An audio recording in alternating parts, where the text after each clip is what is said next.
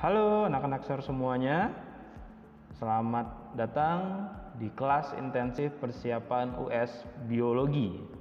Nah, untuk memfasilitasi review atau persiapan US Biologi yang akan kalian hadapi beberapa waktu depan, Sir akan ulas materi-materi yang terkait dengan US yang telah kalian pelajari sebelumnya. Jadi kita akan melakukan review berdasarkan soal-soal dan kita akan bahas jawabannya.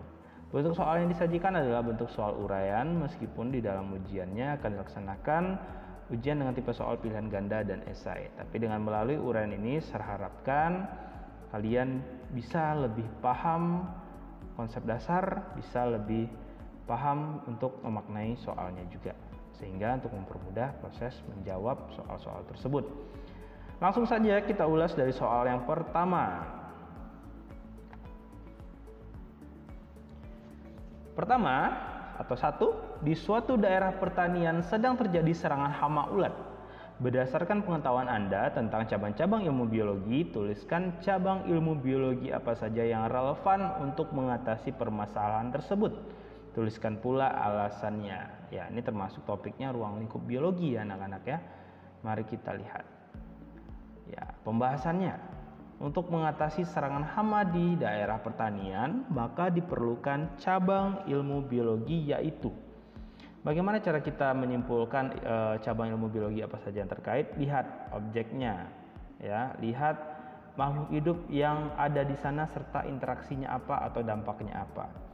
Zoologi, ilmu yang mempelajari tentang hewan karena di sana ada hama ulat. Botani, ilmu yang mempelajari tentang tumbuhan karena yang diserang adalah tanamannya. Mikrobiologi, yaitu ilmu yang mempelajari tentang makhluk hidup yang berukuran kecil. Nah, di sini kita mungkin bisa manfaatkan mikroorganisme untuk melawan serangan hama. Contohnya dengan bititoksin mungkin, ya, dengan secara bioteknologi. Jadi bioteknologi juga bisa ya terkait di sini tambahannya. Dan ornitologi, ilmu yang mempelajari tentang burung. Nah, kok tiba-tiba ada burung, Sar? Burung itu adalah salah satu musuh alami dari hama ulat. Jadi si burung bisa juga membantu untuk memberantas hama ulat, tapi kadang ada juga burung yang menjadi hama gitu ya. Nah, jadi ini ada beberapa yang ilmu biologi yang terkait. Kita lanjutkan soal yang kedua. Berikan argumen Anda mengapa mempelajari biologi pada tingkat molekul sangat penting untuk memahami fenomena-fenomena dalam biologi. Apa yuk kira-kira jawabannya? Kita bahas ya. Mempelajari biologi pada tingkat molekul sangat penting untuk mengetahui bahwa pada makhluk hidup tersusun dari molekul-molekul. Ya tentu ya. Jadi sel sebagai satuan unit struktural dan fungsional, tetapi tentu sel-sel itu banyak disusun oleh molekul-molekul. Nah, apabila molekul ini saling berikatan, maka akan membentuk ikatan yang lebih kompleks sebagai penyusun organel pada sel. Oleh karena itu, molekul merupakan organisasi fungsional tingkat biokimia. Jadi kalau kita rinci lagi di bawah sel itu ada molekul-molekul. 3. Sebutkan macam-macam keanekaragaman hayati beserta contohnya. Dan jelaskan faktor yang menyebabkan terjadinya keanekaragaman hayati. Itu ya. Nah, jadi keanekaragaman hayati itu bisa kita bagi 3 menjadi keanekaragaman hayati tingkat gen. Gen itu berarti dalam spesies yang sama. Contohnya macam mangga dan padi. Mangga itu banyak varietasnya ya, banyak lokalitinya, tapi mereka tetap satu spesies. Padi juga begitu, Oryza sativa, tetapi ada yang varietasnya IR64, rojolele dan lain-lain. Kemudian keanekaragaman tingkat jenis. Kalau tingkat jenis dalam famili, kelas atau ordo mereka sama. Ya, contohnya kelapa dan aren. Ya, nah, satu Cocos nucifera, satu lagi Arenga pinnata, jadi itu beda ya. Tapi mereka masih dalam famili yang sama. Ya. Dan keanekaragaman hayati tingkat ekosistem. Berarti mereka dalam ekosistem atau daerah atau habitat yang sama, contohnya sawah dan kebun. Apa faktor yang menyebabkan terjadinya keanekaragaman hayati? karena adanya interaksi antara faktor genetik dan lingkungan. Nah, akibat dari kedua interaksi ini makanya setiap makhluk hidup itu punya karakter yang spesifik. Jadi tidak selalu sama gitu ya. Nomor 4. Sebutkan contoh organisme langka di Indonesia serta upaya pelestariannya dan sebutkan contoh gangguan yang menyebabkan ketidakseimbangan lingkungan. Ya, contoh organisme langka itu sangat banyak ya. Contohnya harimau, badak bercula satu, gajah, burung cendrawasih. Mostly mereka biasanya adalah endemik dan terancam punah biasanya ya, akibat perburuan, perdagangan liar dan lain-lain. Bagaimana caranya? Ya, kita lakukan tindakan preventif untuk mencegah ya perburuan atau pembunuhan yang berlebihan. Ya, meskipun tidak berlebihan pun juga tidak baik ya anak-anaknya. Jadi dicegah untuk apa ya? Harus dibunuh gitu. Nah, kemudian dilakukanlah upaya konservasi dan pelestarian. Kita perbanyak misalnya gitu ya. Gangguan ekosistem yang bisa menyebabkan ketidakseimbangan lingkungan. Misalnya kebanyakan juga dilakukan oleh ulah manusia, pembakaran hutan, pengambilan organisme yang berlebih, serta rekayasa genetik yang tidak ramah lingkungan. Jadi rekayasa genetik yang cenderung untuk menggunakan suatu varietas unggulan saja, jenis unggulan saja, itu biasanya menurunkan plasma nutfah atau keanekaragaman makhluk hidup. 5. Salah satu ciri bakteri adalah memiliki kapsul. Jelaskan peranan kapsul tersebut pada bakteri. Kalau kalian ingat, bakteri itu adalah sel prokariotik. Dia tidak memiliki membran inti, tidak memiliki sistem endomembran, artinya tidak ada organel-organel yang spesifik dan dibungkus atau diselubungi oleh membran. Dan dia punya satu bagian yang khusus yang namanya kapsul. Kapsul ini biasa terbentuk dari lendir yang terakumulasi sebagai hasil ekskresi bakteri ke permukaan dinding selnya. Jadi kapsul itu biasanya terluar ya anak-anak ya, di luar dinding sel. Kapsul berfungsi sebagai pelindung untuk mempertahankan diri jika kondisi lingkungan kurang menguntungkan. Mari kita lihat posisi kapsul. Nah, di sini yang warna merah ini adalah kapsulnya. Sedangkan dinding sel setelah kapsul, membran sel baru setelah dinding sel. Jadi mereka ada 3 layer di sini ya, 3 lapis. Baru di dalamnya ada sitoplasma dan tidak ada organel yang spesifik kecuali ribosom. Kemudian di sini ada plasmid, ya, ada nanti DNA DNA kromosomal, dan dia kadang juga punya pili untuk proses perkembangbiakannya, ya, dia akan secara konjugasi. Nomor 6, semua bakteri membutuhkan oksigen bebas. Jelaskan apakah pernyataan tersebut benar atau salah. Jawabannya salah. Sebab ada bakteri yang tidak membutuhkan oksigen bebas untuk kehidupannya dan biasa disebut sebagai bakteri anaerob. Jika kita rincikan lagi, ada beberapa tipe bakteri. Ada yang obligat aerobs, biasanya dia sangat tergantung dan membutuhkan oksigen. Obligat anaerob, dia sangat butuh kondisi yang tidak ada oksigen. Ada juga yang fakultatif anaerob, dia bisa hidup pada kondisi anaerob tetapi lebih baik jika ada oksigen. Ada lagi yang aerotoleran anaerob, ya, dia bisa mentoleransi keadaan yang anaerob. Terlihat di sini persebaran pertumbuhan dari sel bakterinya merata ya pada mediumnya. Ada juga yang mikroaerofil, dia biasanya antara wilayah yang banyak oksigen dengan yang kurang oksigen.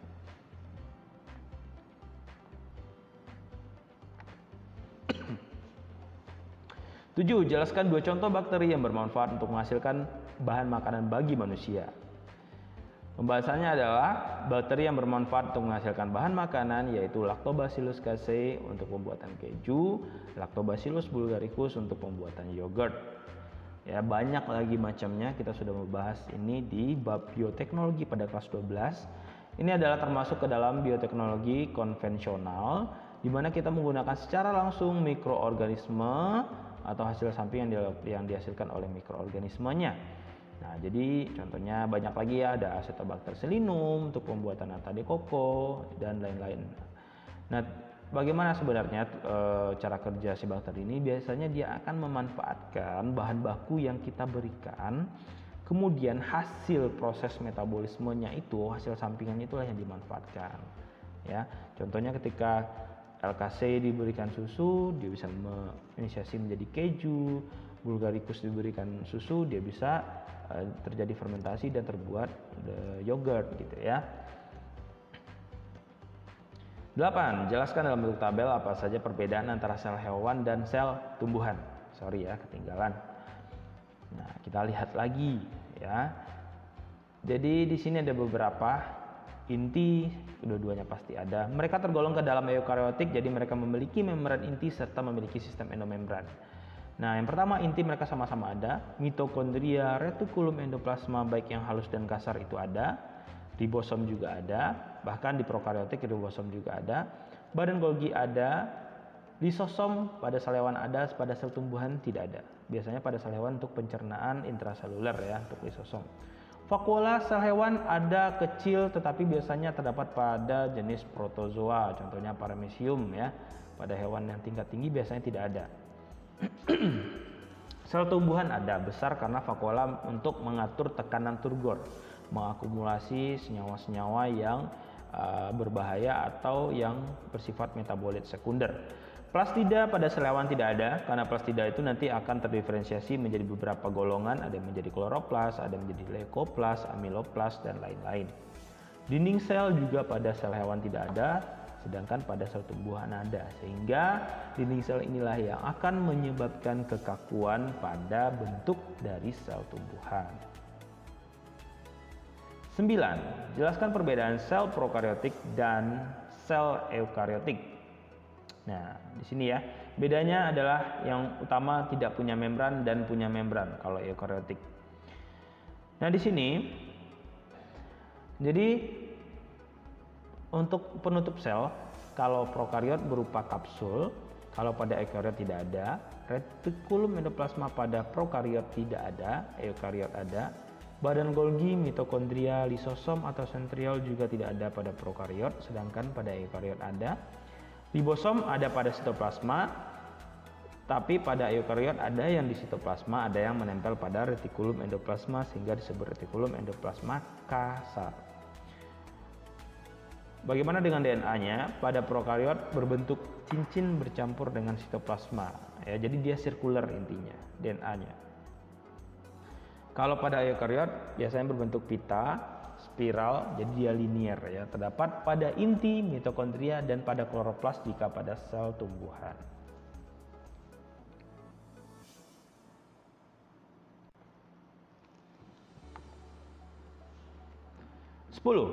Tujuan dihilangkannya jaringan meristem primer di ujung bagian tumbuhan adalah agar tumbuhan tersebut dapat ya. Jadi di sini untuk menghambat dominansi apikal ya. Dominansi apikal ini berarti yang mendominasi adalah pertumbuhan ujung dari si tajuk ataupun akarnya. Tapi kalau kita fokus ke tajuk, jika kita potong bagian meristem primer yang terdapat di ujung, ini akan membuat translokasi dari berbagai hormon itu berpindah ya. Jadi dia akan menumbuhkan cabang-cabang lateral. Auksin yang memicu di atas itu akan dihambat sehingga terjadi pertumbuhan cabang-cabang lateral atau cabang-cabang samping. Sehingga biasanya tumbuhan akan tumbuh lebih produktif, tapi tergantung tujuannya juga ya anak ya. Diameter batang berkayu selalu bertambah dengan teratur. Struktur apa yang menjamin bahwa selalu tersedia cukup kulit kayu untuk menutupi bagian terluar batang?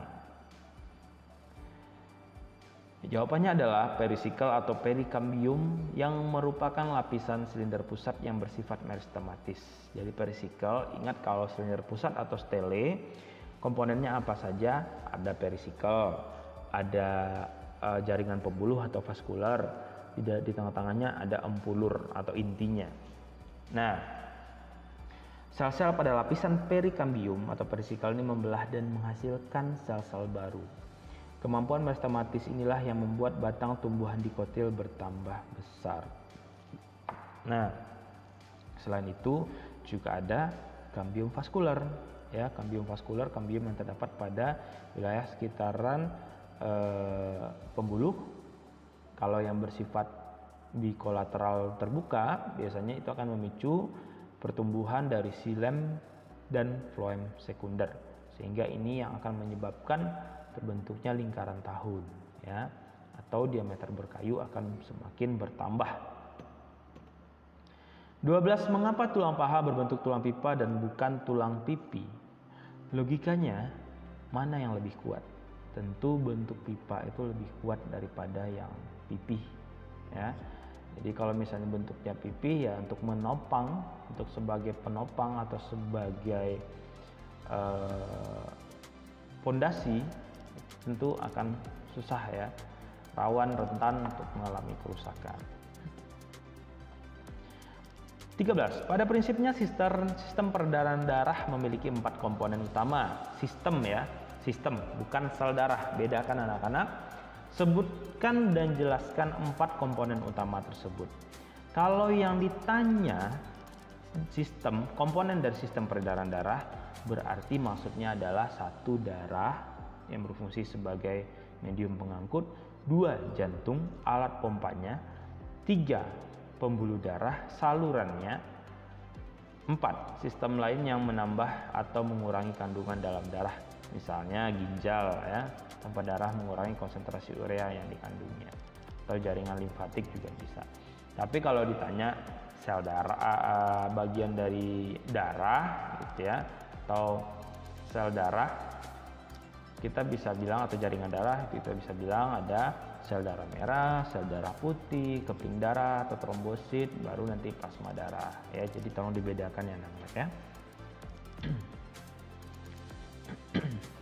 Agam mengamati tanaman tomat di kebunnya dan menemukan 1 tanaman tomat yang masih kecil tetapi sudah berbunga. Sementara tanaman tomat lainnya yang berukuran lebih besar belum berbunga. Apakah tanaman tomat yang berukuran kecil tersebut sudah dapat dikatakan dewasa? Jelaskan.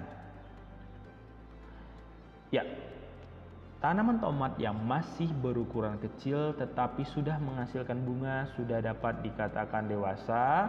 Ditandai dengan bunga yang muncul itu merupakan alat reproduksi, alat perkembangbiakan secara generatif. Dia sudah matang secara gamet, sudah matang secara seksual. Definisi dalam makhluk hidup itu menandakan dia sudah dewasa. Artinya pembentukan bunga menunjukkan tanaman tersebut sudah siap untuk menghasilkan keturunan, ya.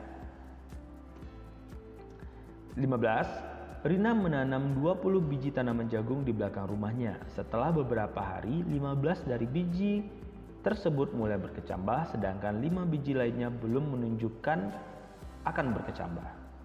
Padahal setiap hari Rina memberikan perlakuan yang sama.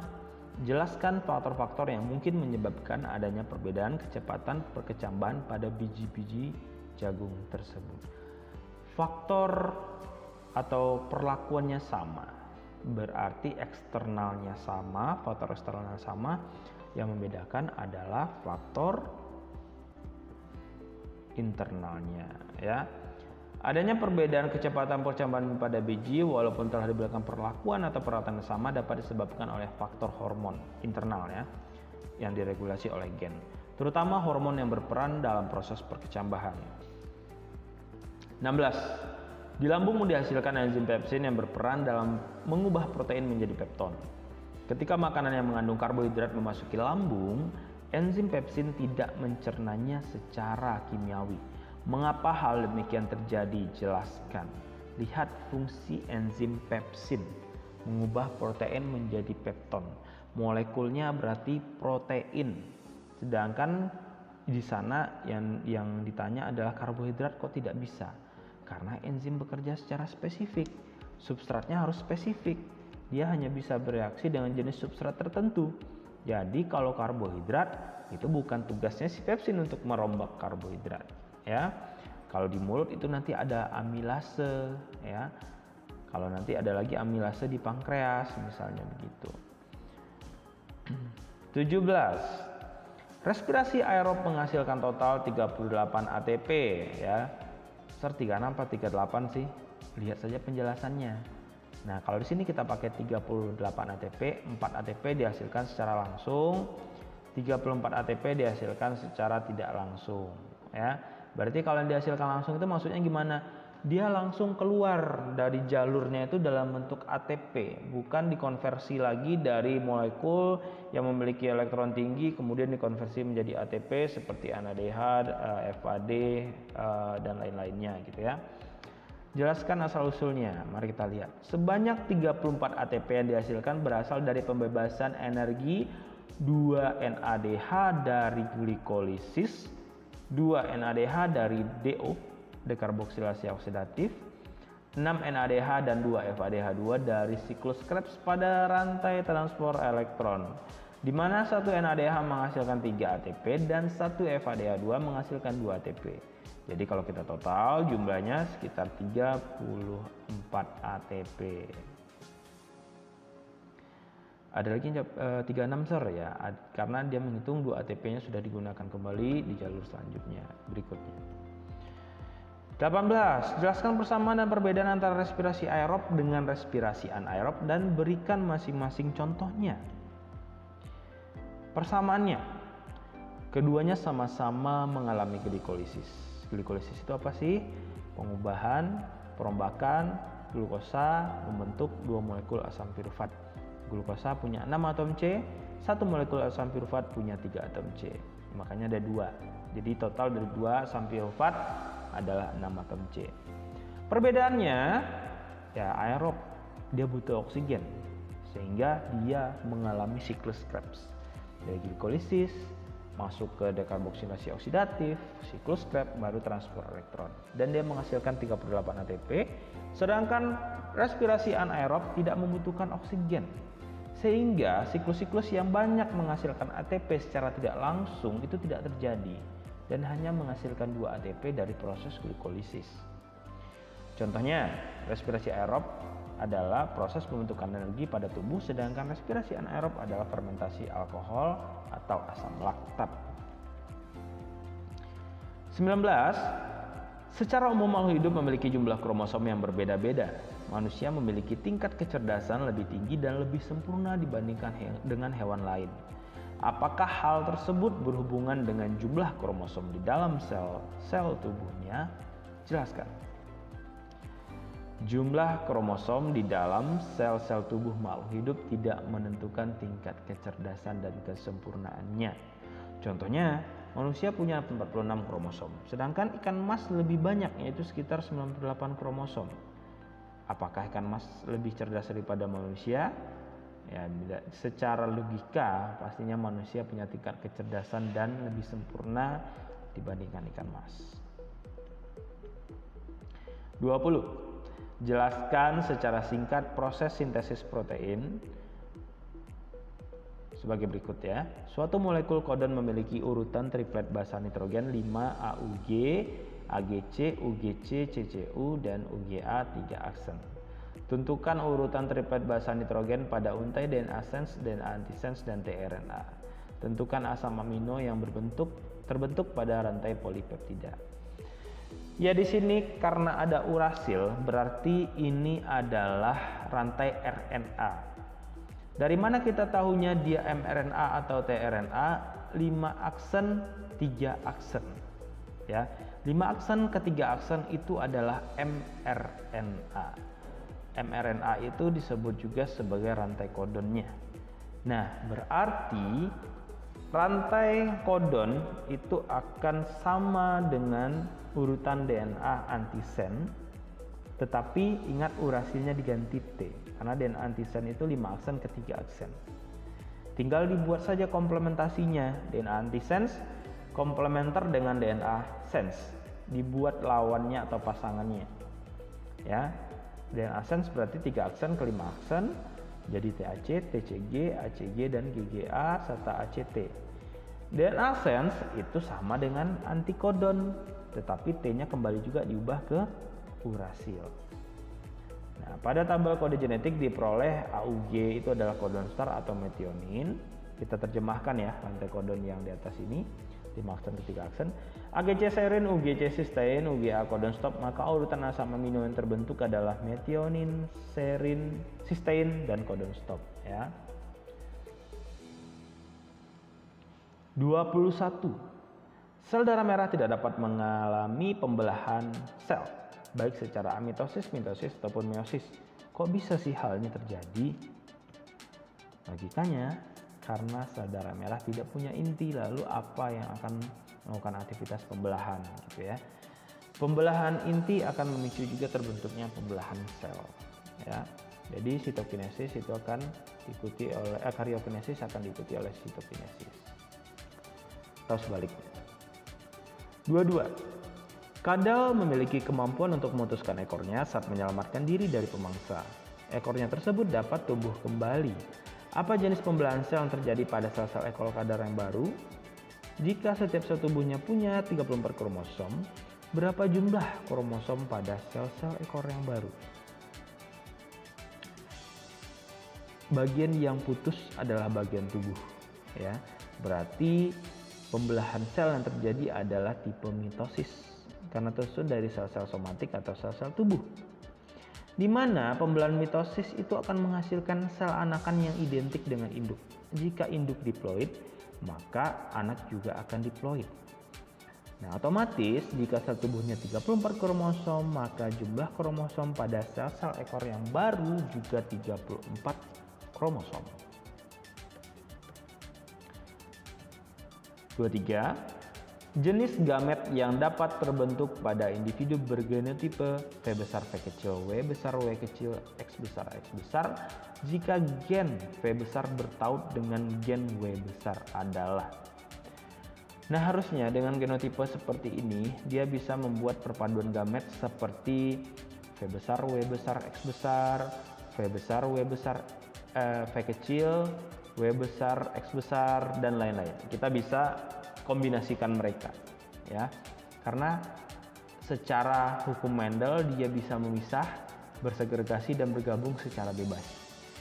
Tapi tautan itu membantah hukum Mendel, dia termasuk juga ke dalam penyimpangan sebenarnya. Jadi jika bertaut berarti hukum Mendel itu tidak berlaku lagi ya. Bertaut itu maksudnya bagaimana dia tidak bisa dipisahkan ya antara suatu alel atau gen tertentu. Nah, bentuknya seperti apa? Jadi V besar W besar itu bertaut sehingga kemungkinannya dia hanya bisa berpasangan dengan X lagi, VWX, dan dia tidak bisa V besar dengan W kecil maupun V kecil dengan W besar karena bertaut antara V besar W besar itu tidak bisa dipisahkan. Otomatis V kecil dan W kecil dia akan mengelompok tersendiri dan juga bergabung dengan pasangan bebas lainnya yaitu X besar. Jadi yang terbentuk jadinya hanya dua gamet ya. V besar, W besar, X besar, V kecil, X besar. Perhatikan pedigree pewarisan hemofili berikut ini ya. Jadi ini adalah silsilah umum ya, biasanya ini soal seperti ini. Kemungkinan genotipe kedua orang tuanya adalah. Nah, di sini karena tidak ada keterangan jadi saya sebutkan saja yang shape hitam full itu adalah penderita hemofili. Kok bisa sih anaknya dapat hemofili? Apa genotipe kedua orang tuanya? Diketahui pada generasi kedua, maksudnya di sini terdapat pria penderita hemofilia dengan genotipe X besar, H kecil, Y besar yang ditandai dengan kotak hitam. Ingat, hemofili adalah penyakit keturunan yang terpaut pada kromosom seks resesif.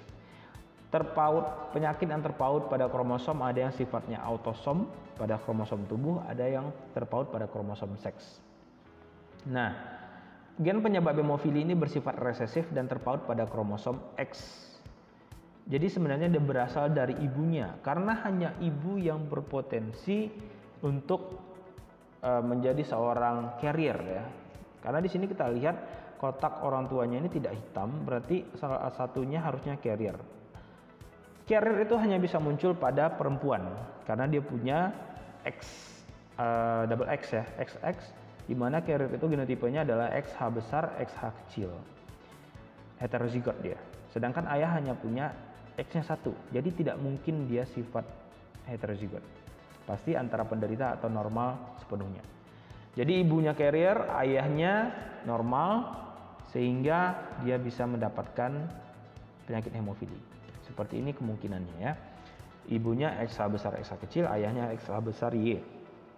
Kemungkinan yang muncul adalah ada anak perempuan yang normal sepenuhnya, ada anak laki-laki yang normal sepenuhnya, ada anak perempuan yang carrier. Ini asumsinya di sini ya, yang ada titik bintik ini yang tidak penuh hitamnya, ini asumsi kita adalah dia carrier sebenarnya. Dan ada anak laki-laki yang menderita hemofili. Jadi cocok ya, semua kemungkinannya muncul. 25. Radiasi berlebihan dari sinar matahari, komputer, dan ponsel merupakan mutagen bagi tubuh. Bagaimana cara Anda dalam melindungi tubuh atau mencegah dampak mutasi akibat radiasi dari mutagen tersebut? Nah, untuk menghindari radiasi yang berlebih dari sinar matahari, kita bisa menggunakan tabir surya atau krim pelindung dari sinar matahari, anti UV ya. Untuk menghindari radiasi berlebih dari komputer, kita biasanya bisa memasang filter pada layar monitor, menjaga jarak, mengatur tingkat kecerahan agar tidak terlalu terang. Kalau ponsel, tidak berkomunikasi menggunakan atau secara langsung menempelkan ke telinga dalam waktu yang lama, tidak mengantongi ponsel dalam waktu yang lama, dan hindari penggunaan saat sinyal lemah serta jaga jarak saat tidur ya. Jadi untuk mengurangi radiasi. 26. Adakah hubungan antara peristiwa mutasi dengan proses evolusi organisme? Jelaskan. Ingat kembali bab evolusi. Apa saja mekanisme evolusi? Mutasi adalah mekanisme evolusi karena mutasi dapat menyebabkan perubahan genetik. Perubahan genetik yang menyebabkan suatu spesies memiliki karakter berbeda dari populasinya, lalu hasil perubahan tersebut diwariskan kepada keturunannya dan bisa menjadi cikal bakal terbentuknya spesies baru yang disebut prosesnya adalah spesiasi. Mutasi merupakan perubahan dalam skala kecil dan evolusi adalah perubahan skala besar, sehingga mutasi ini terakumulasi lebih dulu agar nanti ada proses evolusi. 27. Persentase pria buta warna di suatu daerah sebanyak 4%. Jika jumlah penduduk tersebut terdiri dari 4.000 pria dan 5.000 wanita, berapa jumlah penderita buta warna dan jumlah wanita carrier buta warna? Oke. Jumlah penderita buta warna dan jumlah wanita carrier. Kita lihat ya. Nah, jadi di sini kalau ada soal yang seperti ini berarti kita masuk ke hukum Hardy-Weinberg. Kita tentukan dulu genotipenya agar lebih mudah. Wanita normal bergenotipe buta warna itu juga terpaut pada kromosom seks dan dia sifatnya adalah resesif juga, sama seperti hemofili pola pewarisannya. Wanita normal bergenotipe X, kalau saya ambil di sini simbolnya B besar W besar ya. X B besar W besar itu normal ya, X B besar B besar, X B besar W besar.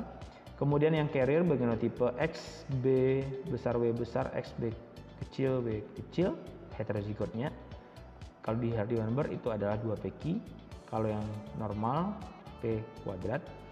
Wanita buta warna bergenotipe XBW kecil, XB kecil, homozigot resesif. Pria berarti yang normalnya genotipenya XB besar, W besar, Y. Nah, karena di sini sat alel itu ya. Jadi di sini kan ada dua alel di mana XBW ini adalah satu nilai P nilainya. Jadi kalau dia pasang alelnya juga XBW besar ya P kali P, jadi P kuadrat. Di sini karena pria normal genotipenya hanya punya XBW besar satu saja, setelah itu Y, berarti P-nya hanya satu. Jadi P itu sama dengan XB besar, W besar di sini ya anak-anak ya. Kalau di pria buta warna, pria kan tidak mungkin carrier. Jadi XB kecil, W kecil, Y nilainya sama dengan Q. Kalau Q kuadrat itu adalah dua alel XB kecil, W kecil, XB kecil, W kecil. Kita cari dulu nilai dari P-nya. Karena Q sudah diketahui ya. Pria buta warna itu 4%. 4% itu kan sama dengan 0,04. Nah, berarti P tambah Q sama dengan 1 untuk normalnya, untuk mendapatkan nilai P. P sama dengan hasil pengurangan 1 dikurang 0,04. Jadi yang normal sebanyak 0,96%. Nilai ini tinggal kita masukkan saja ke dalam persamaan kuadrat hukum Hardy-Weinberg. Jadi untuk wanita normal ya P kuadratnya dapat 0,92, wanita carriernya 2PQ 2 kali 0,96 dikali 0,4 dapat 0,0768. Frekuensi wanita buta warna Q kuadrat sama dengan 0,04 dikali 2. Dikuadratkan sama dengan 0,0016. Jadi tinggal kita kalikan saja dengan jumlah penduduk berdasarkan jenis kelamin. Jumlah penderita buta warna pada pria ya kita langsung ambil nilai 0,04 kali 4000 dapat 160 orang. Wanita penderita buta warna 0,0016 dikali 5000 dapat 8 orang. Karena wanitanya tadi jumlahnya 5000. Maka jumlah penderita buta warna 160 ditambah 8 sama dengan 168 orang, 168 orang. Yang carrier berarti pengalinya adalah 0,0768 ya dikali 5000 sama dengan 384 ya. 28. Mengapa dalam pembuatan antibiotik memerlukan kondisi yang steril? Pembuatan antibiotik memerlukan kondisi steril agar hasilnya tidak tercemar oleh benda asing atau mikroorganisme yang tidak diinginkan karena hal tersebut dapat menurunkan kualitas antibiotik tentunya. Bahkan bisa gagal ya. 29. Bagaimana peranan bioteknologi terhadap permasalahan persediaan bahan bakar fosil yang semakin berkurang? Ya, bioteknologi tentunya bisa menjadi salah satu solusi atau jalan keluar bagi kelangkaan atau semakin menipisnya persediaan bahan bakar fosil yang ada. Nah, bagaimana caranya? Ya, contohnya kita bisa membuat atau memanfaatkan bahan-bahan yang tidak berguna biasanya seperti sampah organik, kemudian kita olah ya, bisa dibakar secara langsung, dibuat biodiesel dan lain-lain.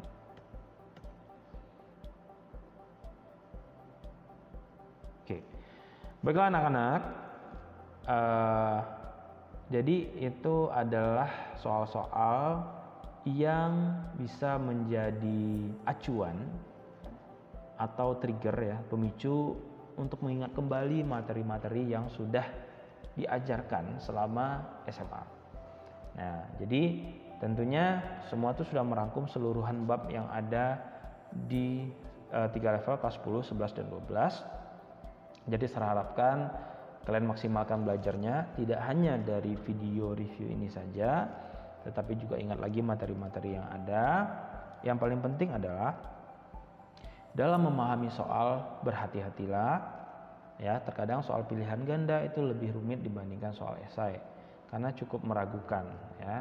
Jadi pahami soal dengan baik, analisa dengan baik, baru dijawab. Oke. Doakan semoga ujian sekolah US-nya lancar dan sukses. Demikian yang dapat saya sampaikan. Terima kasih atas perhatiannya. Sampai jumpa di lain kesempatan.